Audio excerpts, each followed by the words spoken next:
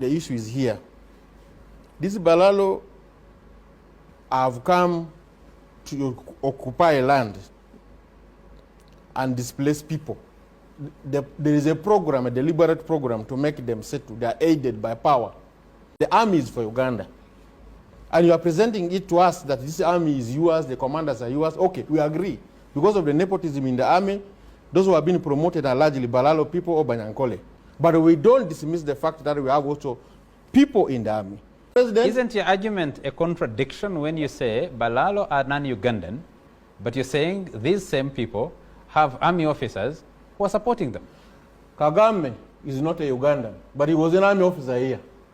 So they were calling Kagame? No, I'm giving you an example. I'm asking. There are still some non-Ugandans who are in the army of Uganda. You think the Banyarwandas have gone all? Some of them who were here with the Rwejema, with the Kagame, with the who, they have remained in the army. And these are the ones who are called. And they speak in favor of this Balalo here.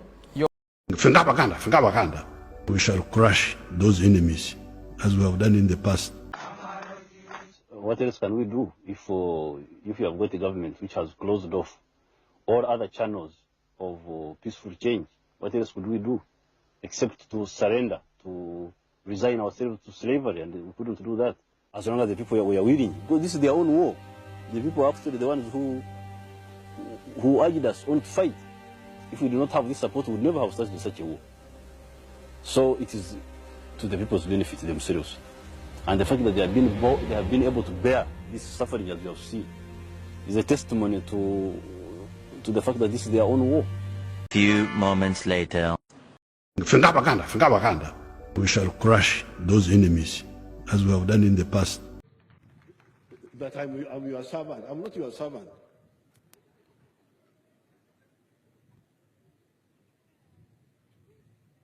I am just a freedom fighter. I'm fighting for myself, for my beliefs.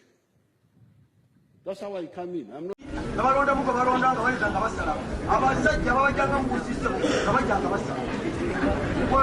He's just repeating the same story that they used to come and pick from the refugee centers. That is also very important.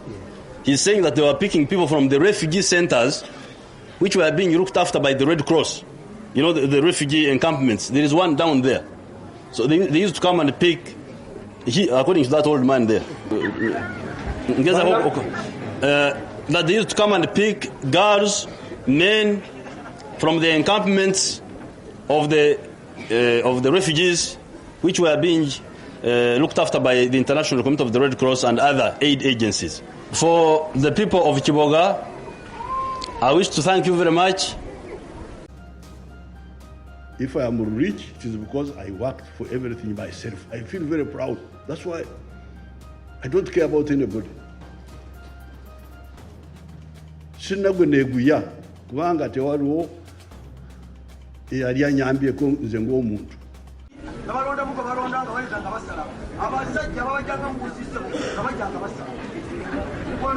He's just repeating the same story that they used to come and pick from the refugee centers. That is also very important. He's saying that they were picking people from the refugee centers, which were being looked after by the Red Cross.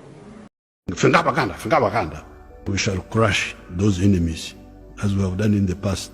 General Tafire told us at the funeral of Adonia Tiberondwa, which I attended personally because we were very close. And he said that the so-called liberators, liberation fighters or whatever it is, used to wear UPC t-shirts. And they were the ones responsible for shooting people along Bombo Luero Road. He said it with his own words. So I think one day the people of Uganda want to know who was responsible for atrocities committed in Luero. We shall crush those enemies as we have done in the past. Seen his mother hacked to pieces with a machete by government soldiers.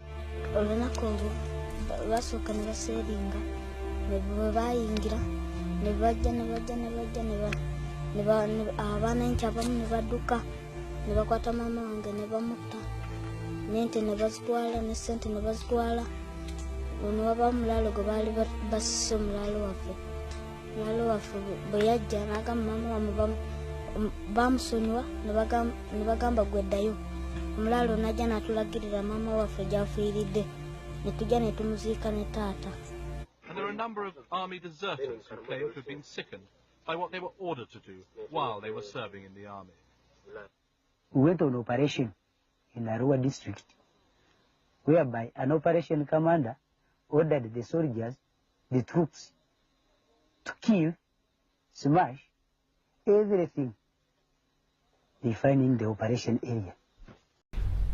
That land that you see in Acholi, which is very big, Acholi blood was poured in it to be what it is. And in the constitution, I hear them quoting about law. The constitution talks about Acholi. Because Acholi land is not just land, it is also our identity.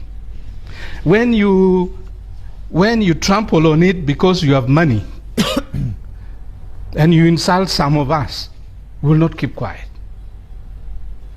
It is wrong. How do we resolve it, Professor? Those who are selling land to the Balalo, they are just merely being selfish. Wait. Okay. And they don't see the larger picture. Let me ask you, because of the context of the Balalo, why were they not buying land in the 60s in Acholi? Why? In the 70s, why? Why were they not there? In the 80s, why were they not there? In the 90s, why were they not there? That they buy land now. Population wasn't growing? Is it about population? So ours didn't grow. You see, this thing is more fundamental than about ours. When you say ours, what do you mean? Who's we us? actually. You so it's a tribal issue. No, I'm an actually. You cannot take that away from me. So, okay. I hear some people saying that I am their servant. I'm not a servant of anybody.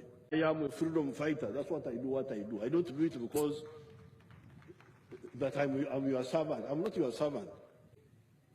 I am just a freedom fighter. I'm fighting for myself, for my beliefs. That's how I come in. I'm not an employee. If anybody thinks he give me a job, he's deceiving himself. I am just a freedom fighter whom you thought could help you also. I owe nothing to nobody. There's nobody I care about if you try to play around with it, because I owe nothing to you, not even to the government.